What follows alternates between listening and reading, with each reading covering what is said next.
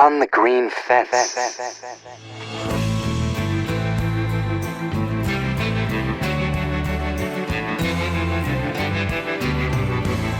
On the green fence.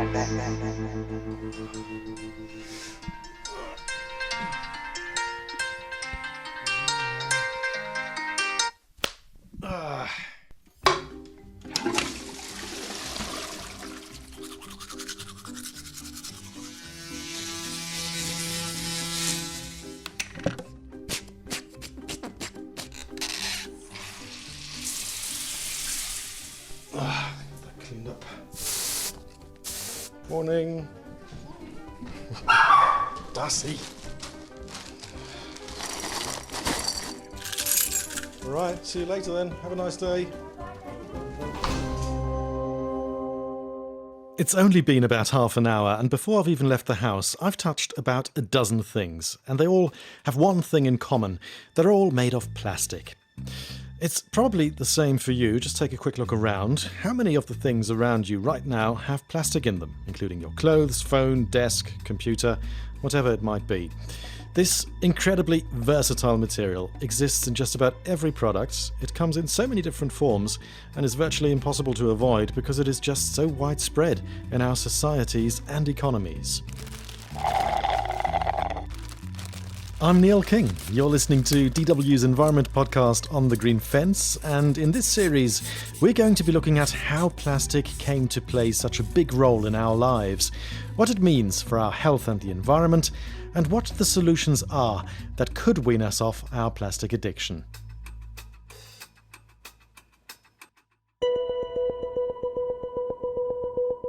The growth trajectory of plastics is just quite frankly scary. By 2050, we will produce between 3 to 4 times as much plastics as we're producing today.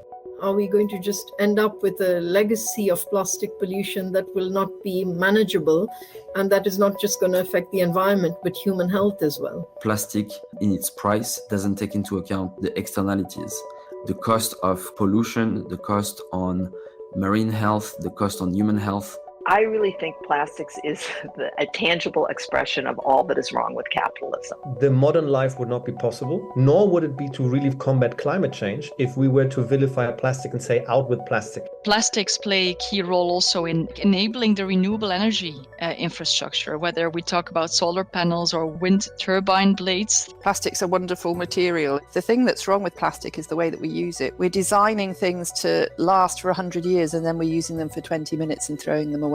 That's the problem. Each year, the world produces 430 million tonnes of plastics, according to the OECD, and that figure is set to triple by 2060. The growth and enduring popularity of plastic isn't surprising. In many ways, it's a miracle substance, lightweight, durable, malleable, and cheap. It's revolutionised sectors such as transport, medicine, agriculture and construction. Modern life is impossible without plastic, but it also comes with problems. Most plastics are made with fossil fuels. The carbon emissions produced by manufacturing them is on a par with the aviation industry. If nothing is done to change that, emissions from the plastic's life cycle are set to more than double by 2060, reaching 4.3 billion tonnes of greenhouse gas emissions. The sector will need to decarbonise to meet global targets to prevent runaway climate change. And then there's pollution. The qualities that make plastic so valuable, its durability and strength, also make it a nightmare for the environment. If it ends up in nature, it can take centuries to break down. Only 9% of plastic waste is actually recycled. The rest is incinerated, goes to landfill or ends up as litter, about 22%. And once in the environment, it often splits up into smaller pieces, so-called microplastics. And these have been found just about anywhere scientists have looked for them, in the deepest parts of the ocean, in snow on Mount Everest, inside seabirds, and also in the human body. The international community is trying to do something about this. The United Nations is negotiating a global treaty to end plastic pollution, kind of like the 2015 Paris Agreement to tackle climate change. The plan is to have a draft deal by November this year and a final treaty with binding measures to manage the entire life cycle of plastic is to be finalised by 2024. Sheila Agarwal Khan is the director of the Industry and Economy Division at the United Nations Environment Programme, or UNEP. Sheila also supervised a recent UNEP report titled Turning Off the Tap: How the World Can End Plastic Pollution and Create a Circular Economy. The biggest challenge, I would say, is how do you reduce the scale of the problem? Because just trying to solve, the way in which plastic is used is not going to be enough to solve the scale of the problem. And then, of course, looking at what does it mean to substitute problematic and unnecessary plastics with other material that doesn't have an environmental social footprint. Then to be able to look at reuse systems so that you carry products and goods in a different way from how we transport them and package them today. And then looking at, what will it mean in terms of all the changes that member states have to put in place, the kinds of targets they're going to need, and what that'll mean eventually for how they will regulate and incentivize industry to take action. We'll come back to Sheila a bit later in this episode. And while governments are agreeing on measures to make sure less plastic ends up in the environment, scientists and entrepreneurs are working on other solutions. For example, technologies to improve recycling, including engineering bacteria that can eat plastic. Other innovators are creating fossil-free plastics out of entirely new materials that can biodegrade by themselves, or designing a way to remove microplastics from water. So this series will be about some of the more interesting solutions that are on the table when it comes to solving our plastics dilemma. But the best solutions may fall short if we fail to grasp the dynamics that made us so dependent on plastics to begin with. Plastic seemed like this miracle material in the early days, answer to a lot of problems, offering a lot of great things for life. That's Susan Freinkel, a journalist from the US and the author of the book Plastic: A Toxic Love Story. In it, she documents the rise of plastic and how it came to be that we live in a world pervaded by plastic stuff. And at a certain point, we have sort of come to realize that we are very dependent on this stuff that has serious, serious problems, both for our health and for the environment. Looking at that storyline from rapture to disenchantment, it really describes sort of a love affair gone wrong, or even more than that, a kind of dysfunctional relationship, because we are utterly dependent on this stuff that is very bad in many ways for us. Okay, so let's go back to where this romance began. And for that, we need to go back more than 100 years, to a time before plastics, when many of the objects around us would have been made from materials from the natural world, things like wood, glass, metals, ivory, silk, tortoiseshell. But around this time, in the second half of the 19th century, there was growing awareness about the limits of what the natural world could offer, and the search for new, malleable materials was on. Chemists and inventors had been experimenting with different substances. They already had natural polymers, plastics such as rubber and shellac, but things took a leap forward with the discovery of celluloid. I'll let Susan explain the rest. And celluloid came about partly out of concern over the potential extinction of elephants. So elephants were being hunted for their ivory, and in the late 19th century, ivory was used for all sorts of things, for buttons, for cane heads, for the handles of silverware. There was a big demand for ivory, but one of the biggest demands was for ivory to be used for billiard balls. Billiards had become a super popular game, and they were concerned that there was such demand for ivory that elephants were being hunted into extinction. So in the late 1860s, one of the billiard ball makers published an ad soliciting any inventive genius to come up with an alternative or substitute for ivory. That ad caught the eye of a kind of amateur inventor named John Wesley Hyatt, who decided he might try to do something, and he began tinkering, trying different materials, and eventually had this big breakthrough of combining cellulose, which was basically cotton, and camphor and other solvents, and came up with this material that was hard, but also could be molded. It was malleable. It sort of had the consistency of shoe leather, and he called it celluloid.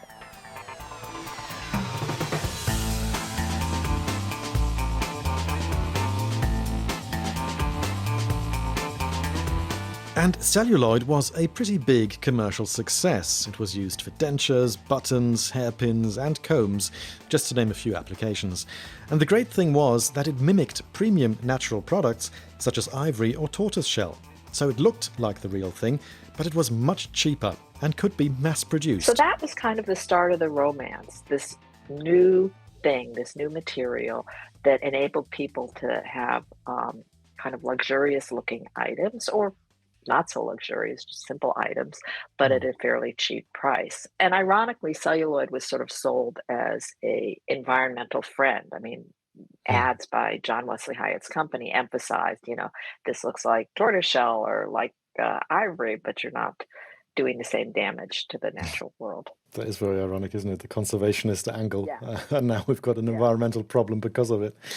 Yeah, I mean, if we look a little later then, Susan, after that there were a series of new types of plastics that were discovered, and things progressed very rapidly. It was a bit of a golden era for plastics. But I mean, the industry involved in making plastics, it was still very small at the beginning of the 20th century. Can you perhaps explain, how did World War II change the game? Well, let me just back you up 1 second. It was small, but one of the things that happened in the beginning of the 20th century, or the 20s and 30s, is that petrochemical companies got into the business. So it wasn't just sort of like a lone guy, John Wesley Hyatt, building off from his shed in his backyard and building a small company. You started to get the big petrochemical companies into the business. Nonetheless, as you say, it was still a fairly small industry.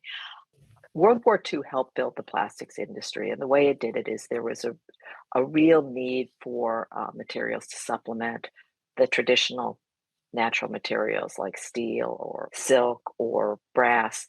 And the military called on the plastics industry, which was still a very young industry, to see if they could come up with viable alternatives.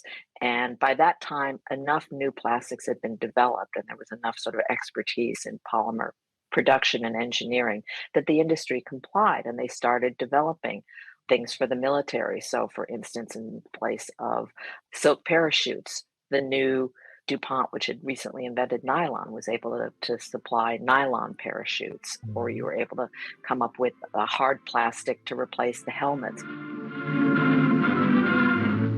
Today's military weapon becomes tomorrow's peacetime instrument. Plastics will play as large a role in peace as they do in war. Here is a plane. So that demand to supply the military during the war led the industry to sort of vastly ramp up its production capacity and its sophistication in manufacturing. And, production of plastics basically quadrupled over the course of the war. The military also found uses for plastics that had been invented, but nobody had known what to do with it. So, for instance, polyethylene had been invented during the 30s by scientists at Imperial Chemistry in England. But they didn't know what this stuff was. They thought it was interesting. They couldn't figure out what to do with it. Well, it turned out polyethylene would be great at helping them build a lightweight airborne radar that could be put onto airplanes, gave the Allies a critical advantage in the war. And finally, they had found a use for this interesting plastic that then, found new uses after the war in packaging.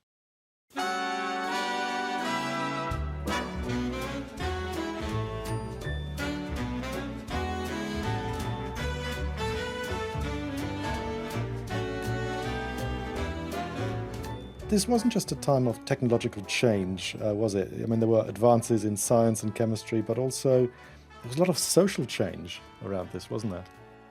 Well, yes. I mean, I think it was sort of a perfect storm of things. I mean, the war ends and you have people who suddenly have a lot of money to spend, and there's a lot of money being pumped into the economy, and consumers, at least in this country, are being actively pushed to consume. It's considered a patriotic duty to buy a home, to outfit it with new furniture and the latest kitchen appliances and so forth. For today, plastics are changing the appearance of our everyday world. As the years go by, new materials will be found, new processes discovered, and new machinery invented. Not by those now engaged in industry, but by you. With new uses, there arise new wants. New wants mean new markets, new prosperity. So you have this big push of consumption. You have this industry that has vastly ramped up its production capability and now needs a place to sell its stuff. And those two things come together very nicely in the decades after the war. My mama done told me, she told me, hun, we're having a party, a Tupperware party. We're gonna have a... Plastics wasn't responsible for sort of the consumer lifestyle that developed after the war, but it certainly facilitated it because it made it possible to supply a lot of stuff for cheaper. It made a lifestyle of convenience and comfort and ampleness possible after the war. It sort of facilitated the changes that were taking place. So plastics didn't make fast food franchises occur, but the availability of plastic packaging made it easier to sell food on the go. It didn't, you had the rise of self-serve grocery stores and drugstores, and plastics supplied this packaging that made it possible for consumers to really see what they were pulling off the shelf and, you know, to create kind of enticing packages or see-through packages so you could see if, you know, the bologna was still good or not. It facilitated these things. In the 70s, when women began entering the labor force, plastic packaging around kind of pre-prepared food, you know, frozen meals and so forth, made it easier for women to go into the workforce and no longer necessarily have to come home and whip up a whole meal from scratch. It was a big day for Barbie. She was up bright and early to choose just the right costume to wear. Lego is here. Hey, kids, look. A whole new world to build. It's sort of like the material world helped facilitate social and economic changes that were underway for other reasons as well, but they helped make it easier. I mean, as you just outlined, there were many more products that were being made, you know, different kinds of plastics as well in the 50s and later. But if we just go a bit deeper on that idea, you know, of disposable plastics, I mean, this sort of new throwaway mentality or idea, I mean, how new was this for people? Was this something that people, you know, accepted very fast and willingly, or was it something that was foreign, that you'd have something that would just end up in the bin, which actually had value, right? I mean, it's from fossil fuels. Yeah, absolutely. I think it was a new idea in many ways. I mean, and if we just sort of look at the 20th century, you know, the people who are coming out of the war was a generation that had come through the Depression and through the war years and had come through years of sort of skimping and saving and really raised on an ethos of you don't throw stuff away, you find a way to reuse it. And plastics first went into durable goods, but once that market became fairly saturated, there was a very conscious effort, you know, you might even say a little cynical effort on the part of the plastics industry to expand. They recognized that the newest markets were going to be in disposables. And so suddenly you get this big push into packaging and other kinds of disposable goods. And those were a hard sell to a generation that had grown up on an ethos of not throwing stuff away. I mean, when the first coffee vending machines came into use and they had these little plastic cups that the coffee would come down into, people wanted to reuse them and they had to be taught, oh, no, you don't reuse it, you can throw it away. When the first plastic bags came out, again, there was sort of this initial resistance, and part of the resistance was to the idea that you were taking this thing that was going to be completely thrown away. It's not really the way that society worked for most of our existence. We had found ways to reuse things, whether it's pulling the nail out of an old piece of wood and to make something else with it, or unraveling an old wool sweater to use the wool again and knit something else. Or, you know, the people who used to go through, instead of tossing trash, would go through trash and pull out viable things. I mean, that used to be a whole lifestyle for peddlers in the 18th and 19th and 20th century.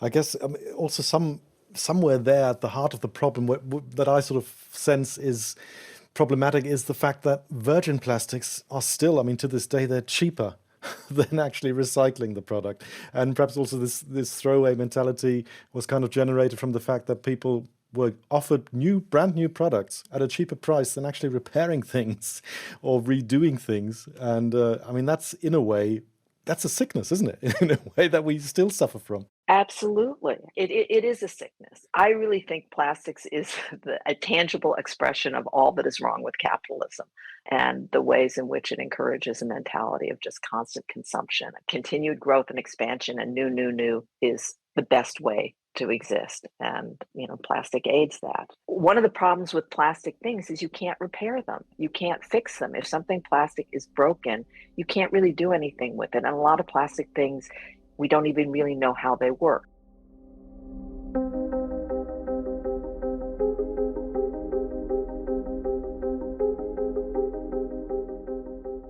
Plastic production grew rapidly in the second half of the 20th century. In 1950, the world was producing just 1.5 million tons of plastic. Today, it's more than 400 million tons. The amount of plastic waste has increased dramatically as well. One reason for that is the extremely low recycling rate, and another is that single-use plastics make up a significant share of plastic products, things like bottles that are designed to be thrown away after they're used. These short-lived plastics account for 2/3 of plastic waste, according to the OECD. Now, according to the UN, cigarette butts are the most common type of plastic found in the environment, followed by food wrappers, plastic bottles, plastic bottle caps, plastic grocery bags, plastic straws, and stirrers. There are dozens of types of plastic, known as polymers, and they're used for all sorts of things. But the top uses are packaging, building and construction, and clothing. Let's take a look at the most common types.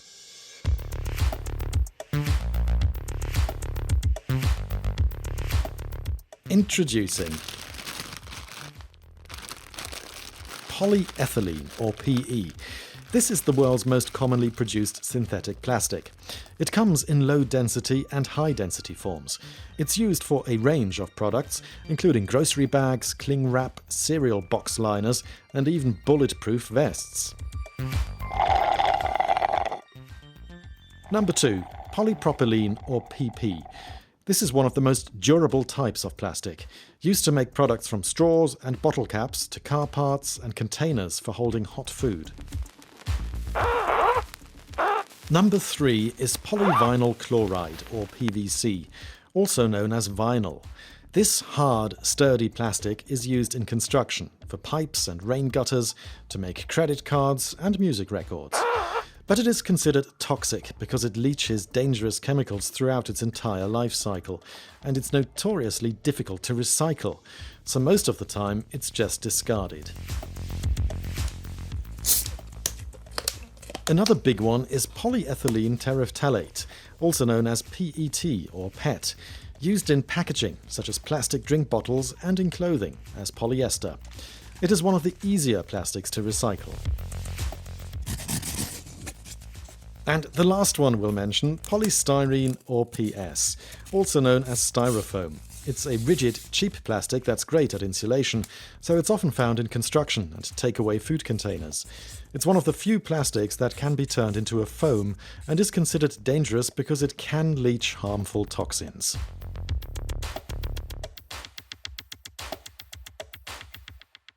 Okay, so now that we're a bit better acquainted with plastics, let's get back to my conversation with Susan. I'm afraid we've come to the point now where the romance is starting to sour. Plastic production is exploding. Single-use plastics are on the rise and, well, disenchantment with this miracle material is starting to set in. I think the turning point is really the late 60s, early 70s. I think that's when, we're starting to get saturated with a lot of single-use plastics. And culturally, one of the touchstones is when The Graduate came out. That's a movie, when it came out in the late 60s. And there's this infamous line where the main character, Benjamin Braddock, is a college graduate back at home after he's graduated from college. He just has no idea what he wants to do with his life. I just want to say one word to you. Just one word. Yes, sir. Are you listening? Yes, I am. Plastics. Exactly how do you mean? There's a great future in plastics. Think about it. By that time, plastics sort of suggests this just dreadful, airless, vapid future. And I don't think it's coincidental that around the time that movie comes out is also when you start to get the first reports of plastics in the ocean. That's when you start to get the first reports that chemicals that are in some plastics are leaching into human bodies. I think we're starting to see that our lives are suffused with plastics that very explicitly are pushed as something that can be easily thrown away, that are valueless.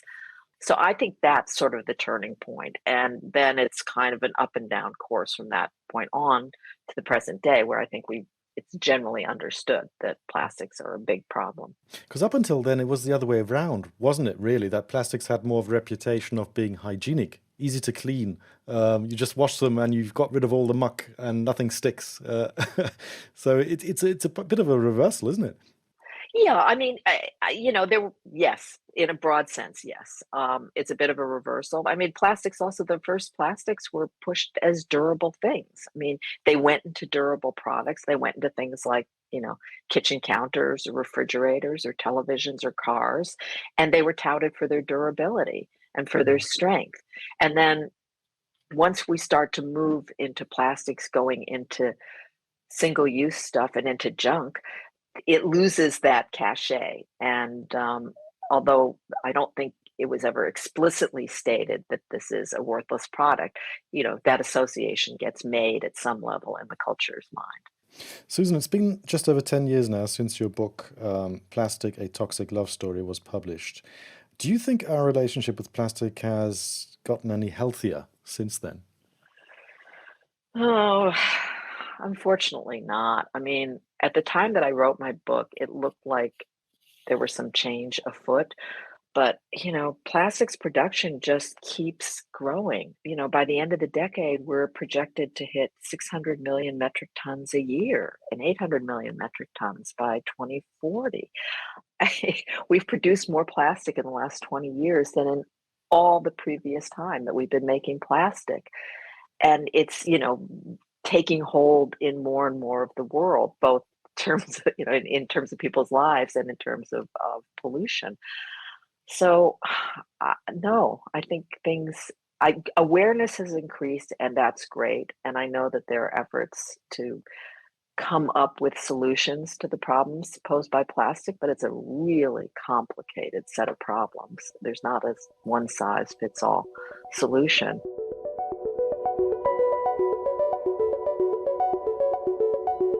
It's hard to wrap your mind around what the level of plastics in the environment really means. And, like the idea that microplastics could cross the blood-brain barrier, it makes you shudder. But I also don't actually know what that means. I feel like we don't really understand what we've done here. And that also, I think, then complicates the search for answers or for solutions beyond the very clear need that we got to turn off the tap at the source. I mean, we have to stop producing so much plastic of any kind. Do you think we need to do away with plastics? We can't do away with plastics. I mean, it is too much a part of modern life, and I don't think we can, I always say there's no way that we can, feed and clothe and house and transport a world of 8-9 billion people just on natural materials. But I think we need to figure out ways to make better plastics. And it's, we need to sort of figure out both how to produce safer plastics, how to use them more sustainably, and how to dispose of them in sustainable ways. I think there are certain plastics that need to go. I mean, I think vinyl is a terrible plastic. It shouldn't exist. 40% of plastics now go into single-use products. That's got to change. So I think we need to rethink how we use this stuff. And the thing is, we talk about, should we get rid of plastic? But it's not one material. It's thousands of materials. And so we need to sort of think carefully, which are the ones that we can use? Which are the places that we can use them? How can we use particular ones more safely? That's part of what makes it such a difficult problem to solve.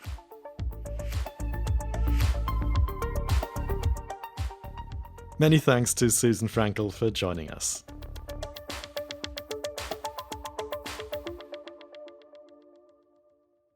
As we've heard, plastic production and plastic waste is projected to continue growing over the next few decades, as is the plastic's carbon footprint. So addressing these problems is going to require a rethink of how we produce, use and dispose of this valuable material. Asia is currently the largest producer of plastics in the world. China alone accounted for 32% of global production in 2021, while North America is in second place with around 18%. Europe is responsible for around 15% of production. The Plastic Waste Makers Index says just 20 petrochemical companies are behind the production of more than half of all single-use plastic. US-based company ExxonMobil is at the top of the list, followed by US chemicals company Dow and China's Sinopec. Together, these three account for 16% of polymers destined for single-use plastic. Looking more closely at plastic waste, the biggest contributor on that front is the US, where the average person generates 221 kilograms per year, according to the OECD. In European countries, it's around 114 kilograms per person, so about half that. In China and India, it's under 20 kilograms. Now, the UN argues that the global community can cut plastic pollution by 80% by 2040 if it moves away from virgin plastics and reduces the amount of plastic produced in the first place. We'd also have to dramatically improve reuse and recycling systems so that these products stay in the economy and don't end up in the environment. Now, more than 100 countries have implemented their own measures to target plastics, including restrictions or taxes on single-use plastics. EU countries have banned disposable plastic plates, straws, cutlery and cotton buds. China has also banned single-use bags and utensils from major cities. India, too, has banned the use and production of single-use plastics. Spain has a tax on non-reusable plastic packaging, while the UK taxes plastic packaging that has less than 30% recycled plastic. Some of the measures being intensely negotiated as part of the UN Plastic Treaty include caps on plastic production, reducing problem plastics that are difficult to recycle, and placing restrictions on certain hazardous chemicals.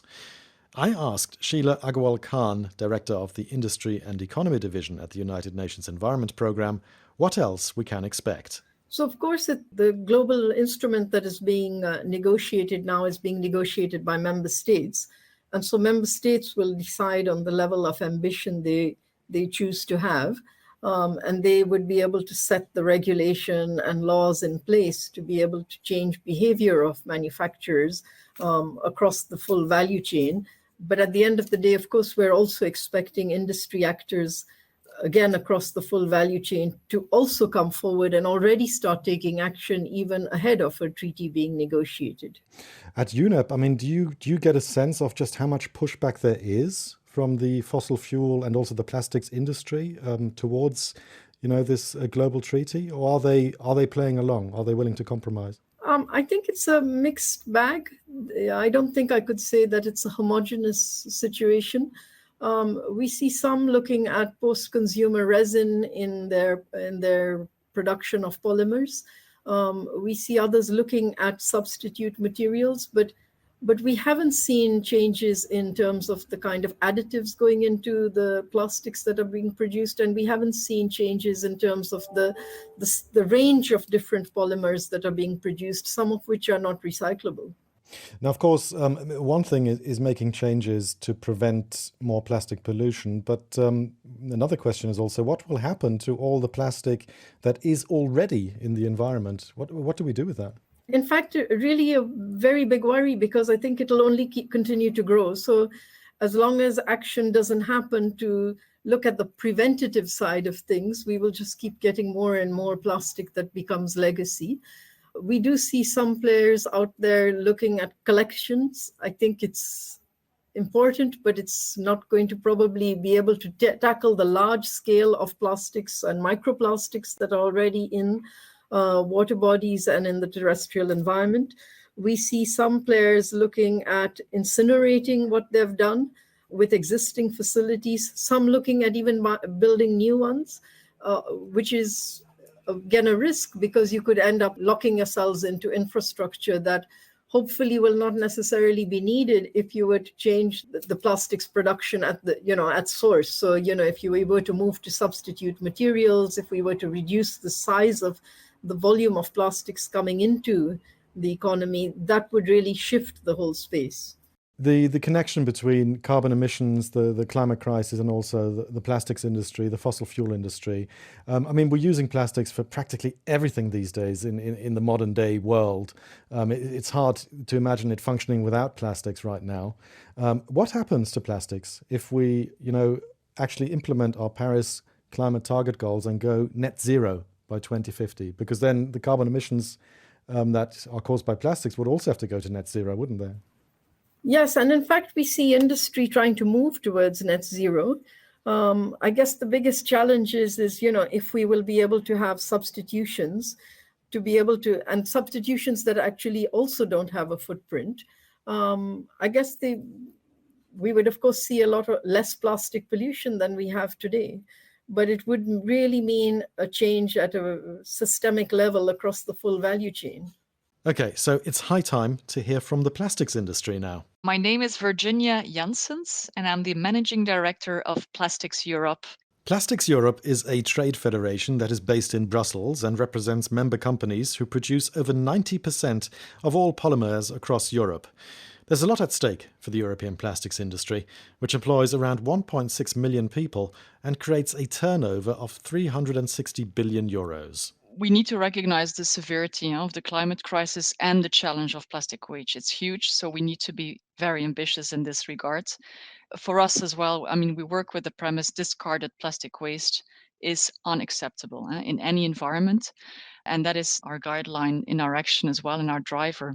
So we support as an organization and our members, of course, the very same objective to end plastic pollution by 2040.